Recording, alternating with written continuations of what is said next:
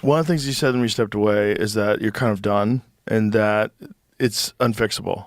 That Um, well, or under its current form, the way people are approaching it. you can make it directionally better, but ultimately you can't fully fix the system. Um, so I it would be accurate to say that even unless you could go like super draconian, like Genghis Khan level on cutting waste and fraud, which you can't really do in a democratic country, or an aspirationally democratic country, then there's no way to solve the debt crisis. So we got national debt that's just insane, where the interest payments on the debt exceed our entire military budget. I mean, that was one of the wake up calls for me. I was like, wait a second, the interest on a national debt is bigger than the entire military budget, and growing. This is crazy. So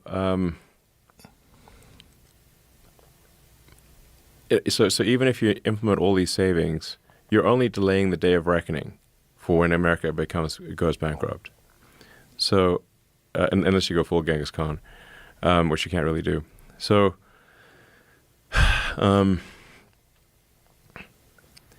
so I came to the conclusion that the only way to get us out of the debt crisis and to prevent America from going bankrupt is AI and robotics. So, like, we need to grow the economy at a rate that allows us to pay off our debt. I guess people just generally don't appreciate the degree to which the government overspending is a problem. But even like the Social Security website, this is under the Biden administration. On the website, it would say like we based on current demographic trends and how much money Social Security is bringing in versus how many Social Security recipients there are, because we have an aging population. Relatively speaking, the average age is increasing. Social Security will not be able to maintain its full payments, I think, by 2032. So Social Security will have to start reducing the amount of money that's been paid to people in about 7 years. And so the only way to fix that, robotics, manufacturing, raise GDP. You've got to basically massively increase the economic output, and the only way to do that is AI and robotics. So basically, we're going bankrupt without AI and robotics, even with a bunch of savings. The savings, like reducing waste and fraud, can give us a longer runway, but it cannot ultimately pay off our national debt. So what do you think the solution is to the jobs that are going to be lost because of AI and robotics, the jobs due to automation, the jobs due to no longer do we need human beings to do these jobs because AI is doing them? Do you think it's going to be some sort of a universal basic income thing? Do you think there's going to be some other kind of solution that has to be implemented? Because a lot of people are going to be out of work, right? I think there will be actually a high demand for jobs, but not necessarily the same jobs. So, I mean, this process has been happening throughout modern history. I mean, there used to be like doing calculations manually with like a pencil and paper. It used to be a job. So they used to have like buildings full of people called computers, where the banks would all you do all day is you do calculations because they didn't have computers. They didn't have digital computers that people Abacus. do. Yeah, well, it was just people would just like add and subtract stuff on a piece of paper, and that would be how banks would do financial processing. And you'd have to literally go over their equations to make sure the books are balanced. Yeah, and most times it's just simple math. Like in a world before computers, how did you calculate? How did you do transactions? You had to do them by hand. So then, when computers were introduced, the job of doing bank calculations no longer existed. So people had to go do something else. And that's what's going to happen. That's what is happening at an accelerated rate due to AI and then robotics. That's the issue, though, right? The accelerated rate, because it's going to be. It's the accelerated. It's just happening. Like I said, like AI is the supersonic tsunami.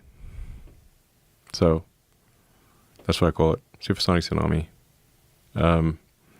So it's like, what other jobs will be available that aren't available now because of AI? Well, AI is really still digital. Ultimately, AI can improve the productivity of humans who build things with their hands or do things with their hands, like literally welding, electrical work, plumbing, anything that's physically moving atoms, like cooking food or farming or like anything that's physical. Those jobs will exist for a much longer time. But anything that is digital, which is like just someone at a computer doing something, AI is going to take over those jobs like lightning. Coding, anything along those lines, yeah. It's going to take over those jobs like lightning. Just like digital computers took over the job of people doing manual calculations, but much faster. So what happens to all those people? Like, what kind of numbers are we talking about? Like, you're going to lose most drivers, right? Commercial drivers. You're going to have automated vehicles, AI-controlled systems. Just like there's certain ports in China, I think in Singapore, where everything's completely automated. Yeah, mostly. Yeah. Yeah. So you're going to lose a lot of those jobs, longshoreman jobs, trucking, commercial drivers. But yeah, like cars are going to be autonomous.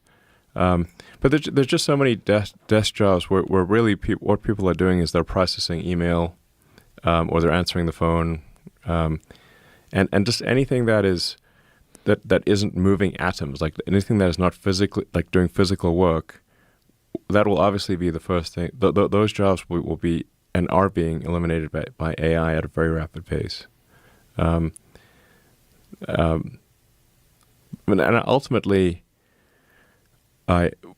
working will be optional because you'll have robots plus AI, and we'll have, in a benign scenario, universal high income, not just universal basic income, universal high income, meaning anyone can have any products or services that they want.